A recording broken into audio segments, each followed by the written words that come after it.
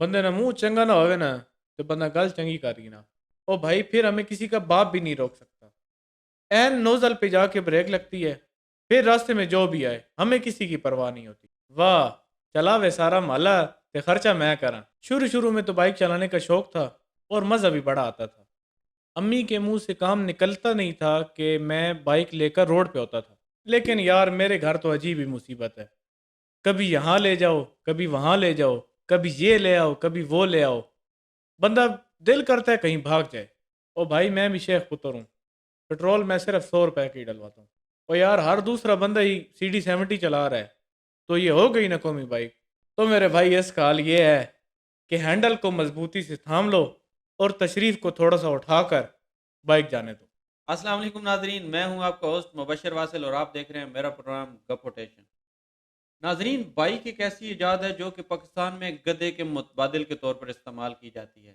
تو آج ہمارے اسٹوڈیو میں ایک گدھا، میرا مطلب ایک بائکر تشریف فرما ہے۔ تو آئیے ان سے ان کی زندگی کے مسائل جانتے ہیں۔ السلام علیکم راجہ مانی صاحب۔ وعلیکم السلام۔ سردی کا موسم چل رہا ہے اور اوپر سے ٹھنڈ بھی کافی پڑ رہی ہے، تو ایسے میں بائک کا سفر خاصا مشکل نہیں ہوتا ہوگا؟ وہ آخر نا عشق کے پیچھے چٹیاں تو نہیں آنا بات۔ پھر بھی اس ٹھنڈ میں بائک چلانا، ہاتھ تو برف کی طرح جم جاتے ہوں گے؟ جی بالکل، دایاں ہاتھ تو یوں سمجھے جیسے بلی کا بکرا ہے۔ صرف دایاں؟ ارے بھائی، بائک چلانے میں تو دونوں ہاتھ استعمال ہوتے ہیں۔ او بھائی میں کوئی پاگل ہوں اس سردی میں دونوں ہاتھوں کا کباڑا کروں؟ دوسرا ہاتھ کوٹ کی جیب میں ہوتا ہے۔ ارے واہ، اس سے بہتر ہے کہ آپ دستانے پہن لیا کریں۔ او بھائی میرے دستانے پہن کر بائک چلانے کا مزہ ہی نہیں آتا، مشکل ہوتی ہے نا بہت، اور بندہ ایک تو کوجا بہت لگتا ہے اور اچھا بھلا بندہ دستانے پہن کر بابا لگتا ہے۔ تو ہاتھ کوٹ میں ڈال کر بڑا کوئی آپ شاہ رخ خان کی طرح لگ رہے ہوتے ہیں۔ او بھائی یہ فیشن ہے آج کل کا، بندہ جینٹل مین لگتا ہے ذرا۔ تم آئے بڑے جینٹل مین۔ او بھائی تم بس ہٹتے ہی رہنا ہم سے۔ اچھا یہ بتائیں کہ آپ نے کس عمر میں بائک چلانا شروع کی؟ تقریباً 11-12 سال کی عمر میں۔ اتنی کم عمری میں؟ او بھائی مجھے ہمیشہ سے ہی بائک چلانے کا شوق تھا، جب کچھ بائک پہ بیٹھنے لائق ہوا تو ابا سے کہا کہ مجھے بائک سکھائیں۔ اور انہوں نے سکھا دی؟ او بھائی کیوں نہ سکھاتے، ان کی تو جان چھوٹ رہی تھی۔ کس چیز سے؟ او بھائی گھر کا سامان لانا یا کسی کو کہیں لے کر جانا، یہ سب ابا کی ذمہ داری تھی کیونکہ بائک وہی چلاتے تھے۔ او، یعنی تو جب آپ نے بائک سیکھ لی تو یہ سب کچھ آپ کے ذمہ ہو گیا؟ شروع میں تو بائک چلانے کا شوق تھا اور مزہ بھی بڑا آتا تھا، امی کے منہ سے کام نکلتا نہیں تھا کہ میں بائک لے کر روڈ پہ ہوتا تھا، پھر جب شوق اترا تو وہی کام جو پہلے مزہ دیتے تھے مصیبت لگنے لگے۔ ارے یہ کہانی تو ہر گھر کی ہے، آپ کچھ نیا بتائیں۔ لیکن یار میرے گھر تو عجیب ہی مصیبت ہے، کبھی یہاں لے جاؤ کبھی وہاں لے جاؤ کبھی یہ لے آؤ کبھی وہ لے آؤ، بندہ دل کرتا ہے کہیں بھاگ جائے۔ م- ارے ابتدائے عشق ہے روتا ہے کیا، آگے آگے دیکھیے ہوتا ہے کیا۔ میں تو آگے دیکھ چکا ہوں کہ کیا کیا ہوتا ہے، اب تو بس۔ اچھا یہ بتائیں، ایک بائکر کو ان کے علاوہ کن مسائل سے گزرنا پڑتا ہے؟ یار سب سے بڑی مصیبت یہ ہے کہ ہر وقت بائک خراب ہوتا ہے اور ہر دوسرے دن مکینک کے درشن کرنے پڑتے ہیں۔ تو آپ ایک ہی بار خرچہ کر کے نئی بائک کیوں نہیں لے لیتے؟ واہ چلا وے سارا مالا تے خرچہ میں کراں۔ سارے محلے سے کیا مراد ہے آپ کی؟ مطلب کون کون؟ اس سے مراد بھائی، کزن، دوست، جس کہتے چڑھ جائے تے پیٹرول بھی کوئی نہیں پواونا۔ تو کیا پیٹرول بھی آپ ہی ڈلواتے ہیں ان کے لیے؟ او بھائی میں بھی شیخ پتر ہوں، پیٹرول میں صرف 100 روپے کا ہی ڈلواتا ہوں۔ ارے اس مہنگائی میں 100 کا پیٹرول کیا کرتا ہے میاں؟ کچھ کرے نہ کرے میری بلا سے، میں تو 100 کا ہی ڈلواؤں گا، جس کو ضرورت ہوگی وہ خود ڈلوا لے گا۔ ارے بھائی آپ اتنے کنجوس ہیں تو اپنی بائک کسی کو دیتے ہی کیوں ہیں؟ او بھائی میرے بائک ہے میرے ڈائریکٹ، جس کا دل کرتا ہے لے جاتا ہے کک مار کے اور واپسی پہ خراب کر کے مجھے دے جاتا ہے۔ یعنی خرچہ ہر صورت میں آپ کا ہی ہوتا ہے؟ ہاں جی، غلطی سے۔ اب تو بائک دیتے ہوئے مجھے اندازہ ہو جاتا ہے کہ یہ بندہ کیا خراب کر کے لائے گا۔ ویسے آپ کے پاس بائک ہے کون سا؟ وہی جو پاکستان کی قومی بائک ہے۔ ارے میاں، قومی شاعر، قومی ترانہ، قومی پرندہ، یہ سب تو میں نے سن رکھے تھے، لیکن یہ قومی بائک کہاں سے آ گئی؟ اور یار ہر دوسرا بندہ ہی CD 70 چلا رہا ہے تو یہ ہو گئی نا قومی بائک۔ آپ اگر کہیں دور بائک پر نکل جائیں اور بائک راستے پہ پنکچر ہو جائے تو پھر آپ کیا کرتے ہیں؟ بندے نا منہ چنگا نہ ہوئے نا تو بندہ گل چنگی کری نا. اوہو، میں یہ نہیں کہہ رہا کہ یہاں سے جاتے ہی آپ کی بائک پنکچر ہو جائے. میں یہ کہہ رہا ہوں کہ اگر کبھی کبھار ہو جاتی ہے تو پھر آپ کیا کرتے ہیں؟ اس کے مختلف حل ہیں. جیسے اب اگر پنکچر والی دکان قریب ہے تو پیدل چل لیتے ہیں. اگر پنکچر والی دکان دور ہے تو اس کے لیے دو حل ہیں. کون سے دو؟ عموماً یہ ہوتا ہے کہ بائک کا پیچھے والا ٹائر پنچر ہوتا ہے. تو پہلے یہ دیکھا جاتا ہے کہ ہم سب میں سے کم وزن والا بندہ کون ہے. تو اس کو بائک کی ٹینکی پہ بٹھا کر پنکچر والی دکان کی طرف روانہ کیا جاتا ہے اور ہم سب اس کے پیچھے پیدل جاتے ہیں. اور اگر وزن تھوڑا زیادہ ہو، جیسے آپ کا؟ تو میرے بھائی اس کا حال یہ ہے کہ ہینڈل کو مضبوطی سے تھام لو اور تشریف کو تھوڑا سا اٹھا کر بائک جانے دو. یہ تو کافی مشکل ہوتا ہوگا. او بھائی یہ تو تجربے کی بات ہے. ویسے بائک کے معاملے میں تجربہ بڑا کام دیتا ہے.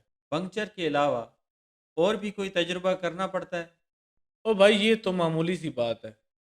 ہم لوگ تو یہ بھی اندازہ لگا لیتے ہیں بغیر دیکھے کہ بائک میں کتنا پیٹرول ہے. یہ اندازہ کیسے لگایا جاتا ہے؟ کچھ ہمیں بھی بتائیں تاکہ ہمارے ناظرین کے بھی کام آئے. تمہارے ناظرین کو یہ آسمان سے نہیں اترے. یہ تو پاکستانیوں کا قومی طریقہ ہے.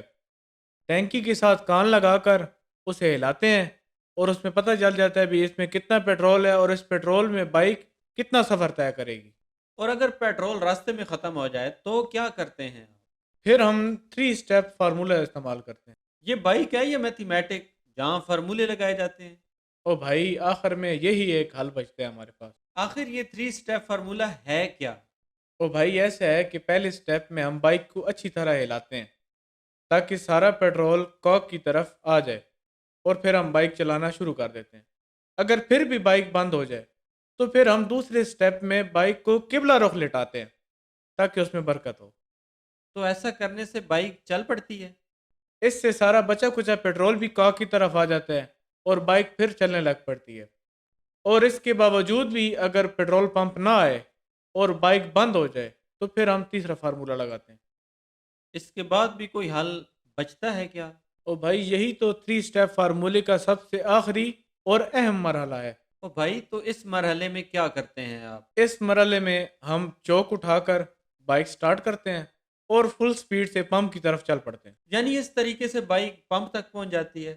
اور بھائی پھر ہمیں کسی کا باپ بھی نہیں روک سکتا. این نوزل پہ جا کے بریک لگتی ہے. پھر راستے میں جو بھی آئے ہمیں کسی کی پرواہ نہیں ہوتی. واہ، یہ تو خاصا کارآمد فارمولہ ہے. اور بھائی پاکستانی پھر جگاڑ کے تو ماہر ہے نا. کوئی ایسا سفر جو ہمیشہ آپ کو یاد رہے؟ ہاں ایک دفعہ تلگنگ سے چکوال جانے کا اتفاق ہوا تھا. روڈ مکمل ٹوٹا ہوا تھا. پاکستان کے ہر روڈ کا یہی حال ہے. اس میں یادگار کیا تھا؟ میرے ساتھ ایک دوست بھی تھا اور ہم دونوں ایک شادی میں شرکت کے لیے جا رہے تھے. اوہ اچھا، تو مطلب شادی یادگار تھی؟ اور نہیں سفر ہی یادگار تھا. تمہیں پتہ ہے کہ خراب روڈ پر بندہ 1 کلومیٹر بھی بائک چلائے نا تو ایسی حالت ہو جاتی ہے جیسے بندہ سالوں سے نہ نہایا ہو. تو پھر آپ نے اس کا کیا حل نکالا؟ سر پہ ہیلمٹ پہنا اور ہاتھوں میں دستانے، جوتوں پر چھاپر چڑھا لیے اور چادر بھی اوڑھ لی. پھر جا کے شادی میں شرکت کے قابل بنے ہم. واہ، ایک تیر سے دو شکار. یعنی آپ دھول مٹی سے بھی بچ گئے اور سردی سے بھی. تمہیں پتہ ہے سفر میں یادگار کیا تھا؟ کیا؟ وہ گرمیوں کے دن تھے. ہیں؟ گرمیوں میں چادر اور داستانے؟ ہاں جی، یہی ایک حال تھا اور اس حالت میں میں اور میرا دوست ایسے لگ رہے تھے جیسے افریقہ کے جنگلوں سے آدم خور نکل آئے ہوں. واقعی سفر تو یادگار ہی تھا. تم ایک بات جانتے ہو کہ مولوی کے بعد سب سے زیادہ خدا کو کون یاد کرتا ہے؟ اب یہ مت کہیں کہ آپ. اور بھائی صرف میں نہیں، سب بائکر. بائکر کیسے سب سے زیادہ خدا کو یاد کرتا ہے؟ او بھائی سوچو، اگر تم فل سپیڈ میں بائک چلا رہے ہو، ایک طرف رکشہ آ جائے اور ایک طرف گاڑی، ایسی حالت میں تم کیا کرو گے؟ بریک لگاؤں گا، اور کیا کرنا ہے؟ ہاں تمہارے بائک کو تو ڈسک بریک لگی ہوئی ہے، جیسے فوراً جام ہو جائے گی. آپ کیا کرتے ہیں ایسی حالت میں؟ ہم اللہ کا نام لے کر ان دونوں کے درمیان میں گھس جاتے ہیں. نکل گئے تو مجاہد اور نہ نکلے تو شہید. اچھا، تو مطلب ایسے آپ خدا کو یاد کرتے ہیں؟ اور بھائی یہ سچویشن دن میں کوئی 20 مرتبہ آتی ہے اور ہر مرتبہ اللہ کا نام لے کر. لیکن اس میں تو جان کا خطرہ بھی ہوتا ہے، اور یہ کوئی سمجھداری والی بات تو نہیں ہے. پہلے بھی آنکھ ہے یا نا عشق کے پیچھے چٹیاں تو نہیں آنا بات ہو۔ اللہ بچائے ایسی چٹیوں سے۔ آمین۔ ویسے یہ جو نوجوان ون ویلنگ کرتے ہیں اور عجیب و غریب حرکتیں کرتے ہیں، کوئی بائک پر لیٹا ہوتا ہے تو کوئی ایک سائیڈ پر ہو کر چلا رہا ہوتا ہے، اس کی کیا وجہ ہے؟ اس کی ایک ہی وجہ ہے اور وہ ہے کیڑا۔ تو اس کا حل کیا ہے؟ وہی جو 9 مئی کے واقعات پر مذمت کروانے کے لیے کیا گیا تھا۔ جس کا کام اسی کو سانجھے۔ آپ نے ایک بائکر کی دلچسپ گفتگو سنی، امید ہے کہ آپ کو یہ گفتگو پسند آئی ہوگی۔ اسی کے ساتھ آپ دیجیے مبشر واصل کو اجازت۔ اللہ آپ کا حامی اور ناصر ہو۔